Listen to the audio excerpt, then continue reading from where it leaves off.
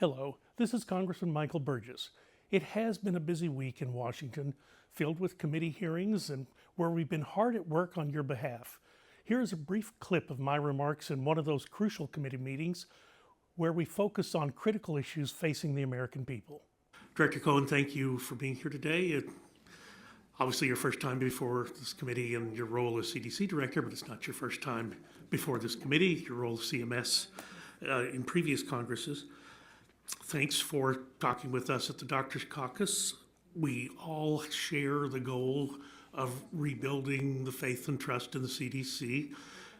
I think most of us recognize we need a well-functioning and respected CDC in order to protect the American people.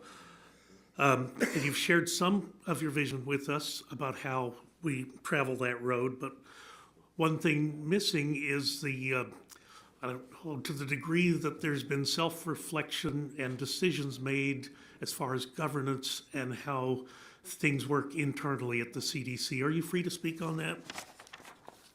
About the internal work of the CDC, absolutely. Well, and what you've done internally to modify the culture, improve the culture.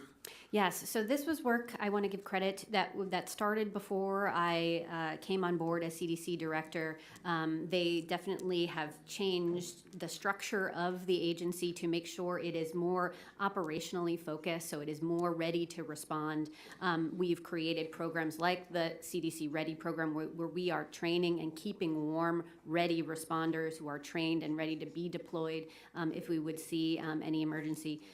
But I think now we are really focusing on is making sure that we can turn data into action quickly and making sure that we're working as one team.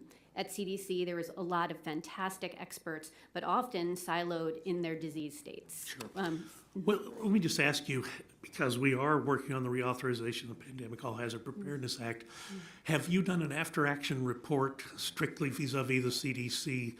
What happened, what went right, what needed improvement that you could share with us? I've asked Dr. Califf the same question. He's promised to do so, but it's not produced. Do you have such a document? Yes, so before my tenure, there was an extensive review on how CDC should be reorganized. That was put together as part of what was labeled as the Moving Forward plan, so we'd be happy to share with your team more details on that. But just as far as the details of what could we have done better? Do we have access to that? Well, I think there's been many ways in which we've been thinking about lessons learned, particularly whether we think about the communication space or the lab safety space and quality space. Those are all lessons learned we're already baking into our work, and I hope you're already seeing us communicate differently, both more timely, telling folks what we know when we know it, and also what we don't know. I heard that in some opening statements. So I think we are both communicating differently. I think we have many new procedures related to lab quality to make sure we don't ever see the mistakes on the lab side that we saw before. And we are making sure our workforce is ready to respond. But I will say there are still ways in which we need to continue to work with Congress to make sure CDC is funded to be that national security asset that we need for this country. So there are resources and authorities, again, that we look forward to working with you on. Well, that always sounds odd coming from a political figure arguing that someone should express humility when talking about something that they're really not sure what's going to happen next. We know it's important, we know it's dangerous, but we don't always know what's going to happen next, or we changed our minds with new data that came in, and that's what was really missing at the helm of the CDC during the height of the pandemic. Again, it seems odd for members of Congress to be lecturing people about humility because it's a quality that we're not known for. Just also on the Prestige Biotech that the chairman asked about, have we developed the lessons learned and how to prevent this from happening? Or is there going to be an effort created for surveillance of outside labs?